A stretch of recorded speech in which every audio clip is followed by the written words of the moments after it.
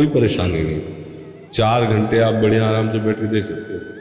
लेकिन 40 मिनट अगर एकांत बैठ के या समाज में बैठकर नाम जप करना का तो मन अंदर से परेशान करने लगे, बड़ा अंतराय है।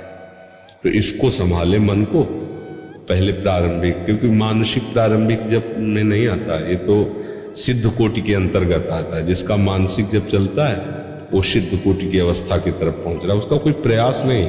जैसे पलकें स्वाभाविक झपक रही, श्वास स्वाभाविक निकल रही, ऐसे उसका स्वाभाविक सहज वजन होता है। सूरत योग। और वो बात भी कर रहा है तो अपने प्रीतम में ही है।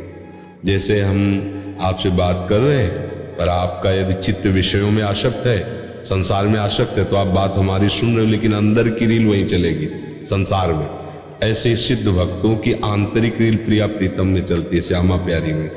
बातचीत भले व्यवहार की चेष्टा करते नजर आवे, उठते बैठते खड़े चलते फिरते खाते पीते हर समय उनका काम ही नारी प्यार जीव लोभी जीव प्रिय नाम।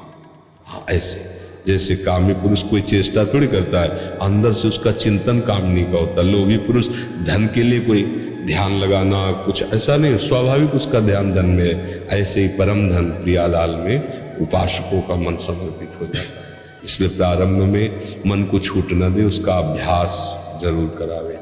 और जहाँ कोई थोड़ा भजन करने लगता है तो मन उसको शिक्षा देने लगता है।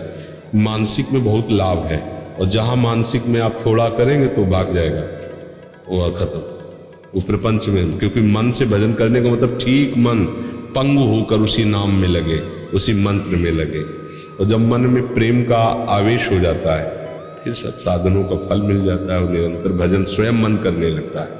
अब स्वयं मन श्री कृष्णमय हो जाता है, स्वयं मन प्रेममय हो जाता है। इसका कुछ ऐसा है, इसमें जो रंग डालो वही रंग हो जाता है। जैसे काम आएगा तो मन काममय हो जाएगा, क्रोध आएगा तो क्रोधमय हो जाएगा।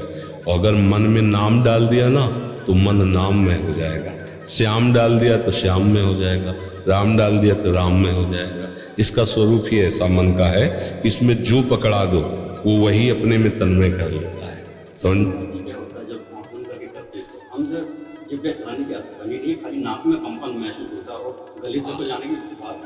हाँ, तो इतना भी काफी है। ये नाक के जो स्वर से कटाक्ष होता है ना मंत्र का, ये भी अच्छा है, ये भी अच्छा है। बस ओठ बंद है, ये भी है। इसका भी अभ्यास किया है आपने शुरू में, इसलिए इसका भी परिचय है। श्वास की कटाक्ष जैसे मतलब वो मानो नाक से जैसे गुनगुनाया जाता है, तो गुनगुनाने में आवाज बाहर आती है, पर वो अंदर गुनगुना रहा है मंत्र को।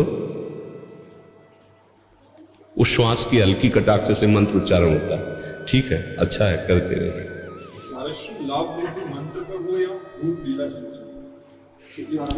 हमारा सबसे पहला उद्देश्य होना चाहिए संसार का चिंतन छोड़ना। समझ रहे? हमें लाभ वृद्धि में नहीं देखना। हमारा सबसे बड़ा लाभ है एन केन प्रकारेण संसार शरीर का भोगों का चिंतन ना हो पाए। अब वो हमारा मन निरंतर नाम में लगता है कि मंत्र में लगता है कि रूप में लगता है कि लीला में लगता है। एक रस ये रह नहीं सकता, क्योंकि सिद्ध पुरुष हो नहीं।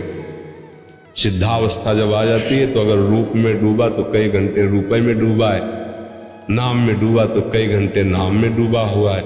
लेकिन अपने लोग साधक हैं, तो इसीलिए अभ्यास योग युक्तेन, हमको ऐसे अभ्यास योग युक्त होना है चेतसा नान्यगामिना, कि हमारा चित्त कहीं और जाए ना। तो देख रहे हैं मंत्र से उठ के भाग रहा है तो नाम में लगा दिया, नाम से भाग रहा है, सत्संग सुनाने लगे, स्वाध्याय में लगा दिया, सेवा में लगा दिया। हमको अभ्यास योग युक्तेन चेतसा नान्यगामिना, हमारा चित्त संसार में कहीं जा न पाए, पहले ये बात रखनी है। और जब संसार में नहीं जाएगा तो फिर प्रभु में जब रहेगा तो सब बराबर है। उन्हीं प्रभु का रूप है, उन्हीं प्रभु की लीला है, उन्हीं प्रभु का नाम है, उन्हीं प्रभु का धाम है। समझ रहे? अब आपके अंदर जो वो भेजेंगे वो आ जाएगा। आपको क्या परेशानी? रूपाशक्ति भेजेंगे तो आप रूप छके घूमत रहे, तन को तनिक न भान, नारायण दृग जल बहे यह प्रेम पैत, वो जो भेजेंगे आ जाएगा। अपने क्या मतलब है? वो अगर नाम की आसक्ति भेजेंगे, रोम रोम जब रग रग बोले तब कछ स्वाद नाम को पावे, धाम तो खुली आंख से दिव्य वृंदावन आपको झलकने लगेगा। वो भेजते हैं, वो अपनी सामर्थ्य नहीं होती। प्रियालाल हमें देते हैं, हमें क्या करना है? अभ्यास योग युक्त चेतसा नान्यगा, हमारा चित्त कहीं चलाए मान न हो, केवल एक प्रभु के नाम रूप लीला धाम किसी में भी लगे। अभी हमारी प्रधानता इसमें लगे नहीं होनी चाहिए, हमारी प्रधानता इसमें ना लगे, संसार शरीर संबंध इसकी याद ना आवे, पहले इस पे आना चाहिए। समझ रहे ना।